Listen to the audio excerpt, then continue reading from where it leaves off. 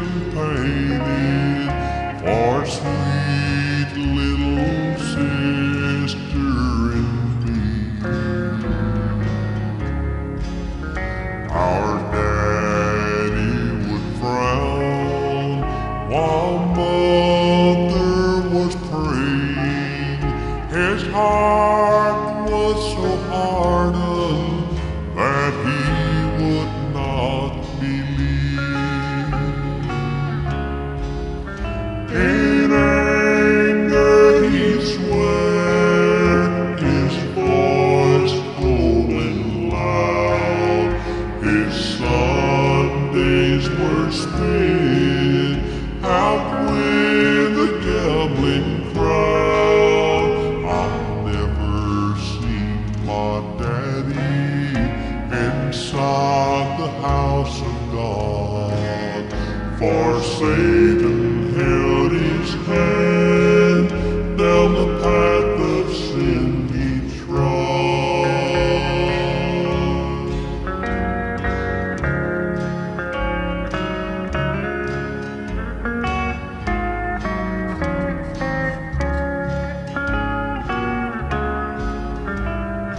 Not long ago, our circle was broken when God called our mother one night. And the voice sweet and low, her last words were spoken, asking our daddy to raise their children right. The angels rejoiced in heaven last night. I heard daddy pray till God made it right. He was smiling and singing with tears in his eyes, while mother with the angels rejoiced last night.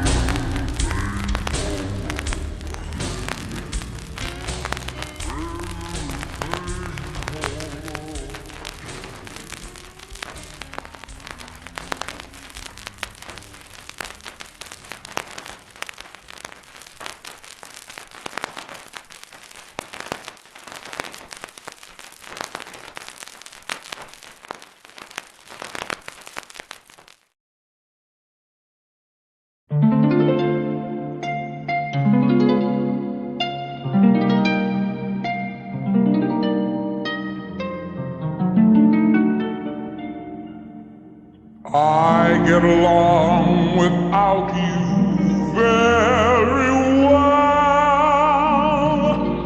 Of course I do. Except when soft rains fall and drip from leaves, then I recall the thrill of being sheltered in your arms. Of course I do. But I get along without you very well. I've forgotten you just like I should. Of course I have. Except to hear your name or someone's laugh that is the same. But I've forgotten you just like I should.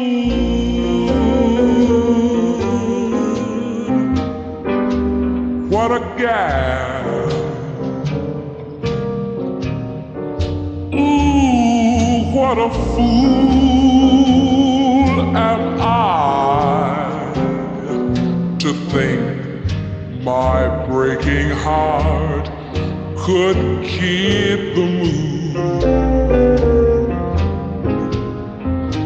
What's in store? Should I fall once more? No, it's best that I stick to my tune.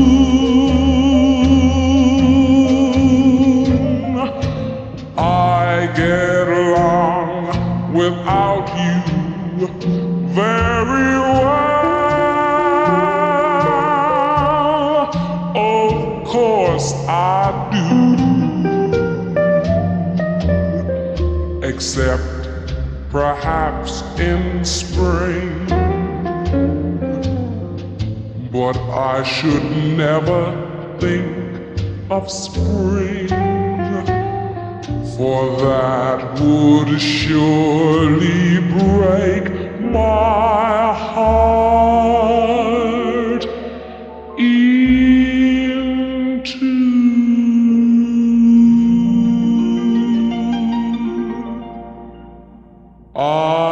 get along without you very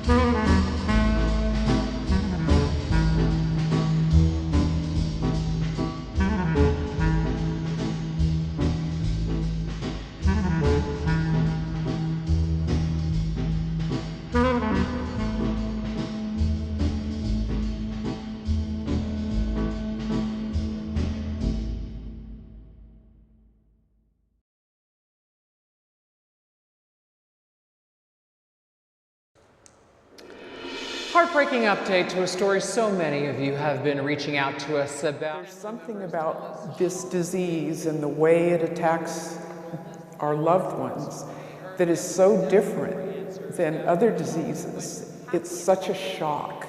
They're taken away from us in such insidious ways.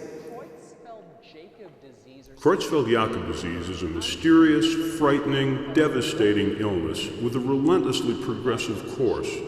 These people all had it.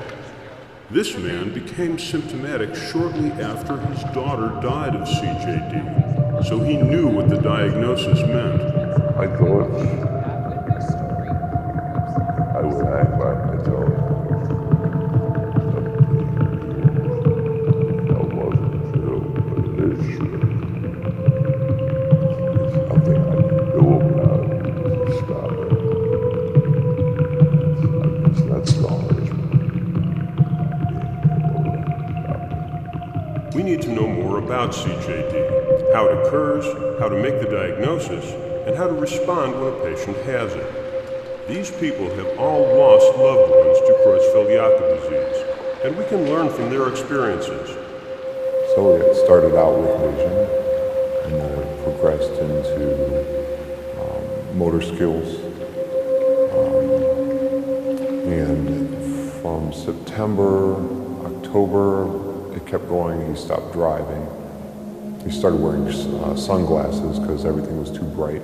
We had no clue what was happening. We just knew that he was complaining about loss of vision and loss of memory. He would say, I feel so stupid. I can't remember what I always used to remember. Throughout the year of 2004, then she progressed downward, not being able to walk properly. The gait changed, lost her cognitive skills. He said, I'm home from work, you need to find me a doctor. And I said, what happened, Danny? He said, well, I went to work and I worked all day yesterday and I came back today and it was all wrong and I don't remember anything I did. And I'm telling you that every day that he would wake up and I would come down and we would sit together, I saw less and less of my husband there. He looked at himself in the mirror and he said, don't they know what I've got? And I said, well, they're still testing, and they were.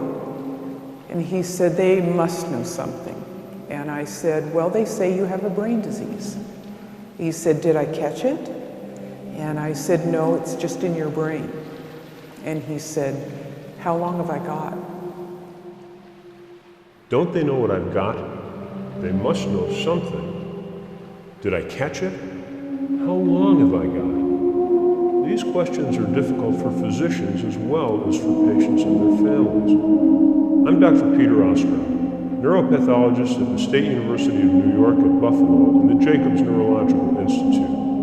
In this program, we'll explore Creutzfeldt-Jakob disease and the related disorders known as transmissible spongiform encephalopathies.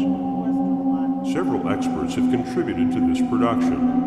Dr. Pierluigi Gambetti is director of the National Prion Disease Pathology Surveillance Center in Cleveland. He's also medical director of the CJD Foundation. Dr. Stanley Prusner is professor of neurology at the University of California in San Francisco.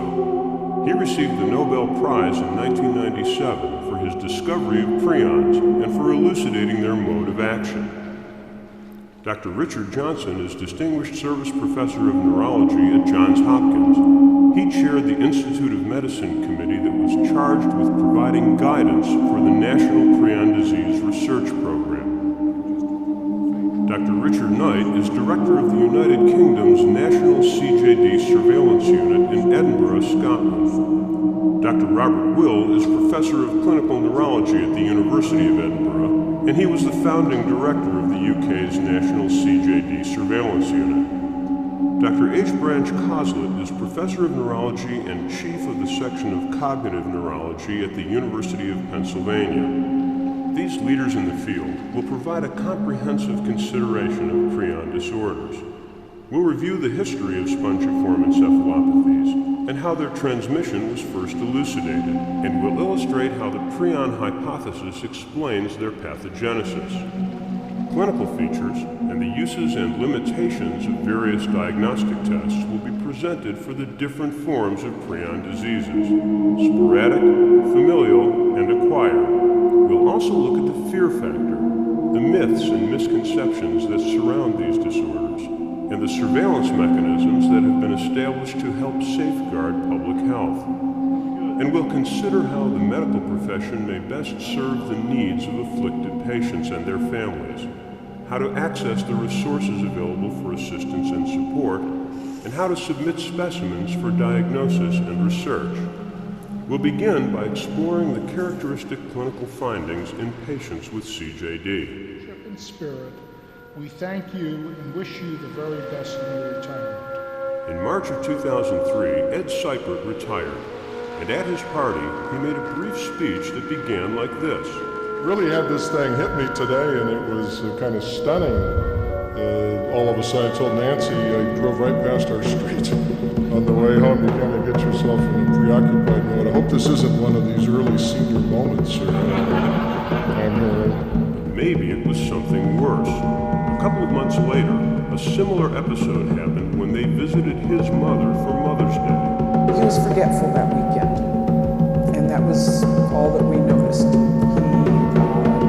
ended up leaving my Mother's Day card at home, and he left clothes down there. And as we drove home, he got off on the wrong offering. And from that day on, every day he went downhill in some way. Typically, patients presenting at middle age, usually out of the blue with a rapidly progressive dementia illness, usually associated with a range of other neurological signs, particularly ataxia and migraines. The condition rapidly progresses, and it's this speed of progression is so dramatic, which tends to differentiate from other forms of dementia, which are much more common. Into the third week, when he didn't know which towel was his, when he began to get lost around the house, when he began to lose mobility in his left arm, I called the doctor and he sent us in through emergency, and we had a CT scan and blood work, and they came back normal. In CJD, typically the CT brain scan is normal, and the MRI scan shows no particular appearance in the majority of cases, which is quite suggestive of the diagnosis. Mr. Seipert had an MRI scan a week later, which did have that suggestive appearance. Compared to the normal control, his FLAIR study showed hyperintensity in the light distribution of the cortex, as well as in the caudate endothelium. That appearance was also striking in the diffusion-weighted images, which is typically the case in CJD. He also had EEGs, which demonstrated generalized swelling with periodic, frontally dominant sharp wave activity, a pattern that's not diagnostic but is highly suggestive of spongiform encephalopathy.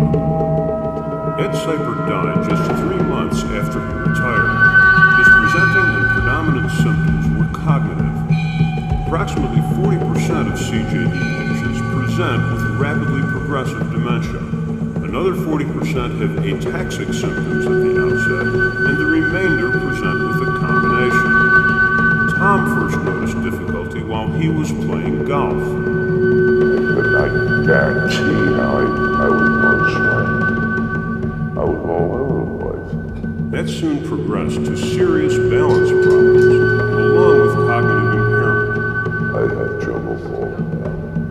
You had trouble with your legs. Stop. Stop. Your head. When? Anything. Something. And you see things sometimes. You see anything that other people don't see. What's wrong? And you hear things that other people don't hear.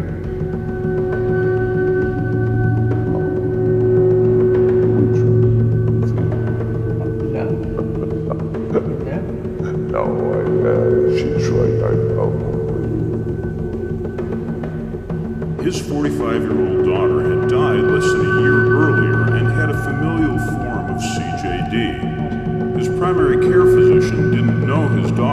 and had never seen a case of CJD, but he recognized that this was an unusual situation. Most of the time I can diagnose dementias without having the help of a neurologist. I will ask for a consultation to confirm the diagnosis and help management, but I see enough on a daily basis that I'm very comfortable recognizing it. This is a different picture. We'll explore the detailed workup of differential diagnosis of CJD later in this program. But first, let's consider how prion diseases happen. The basic molecular abnormality, changes that occur in the brain, the ways prion disease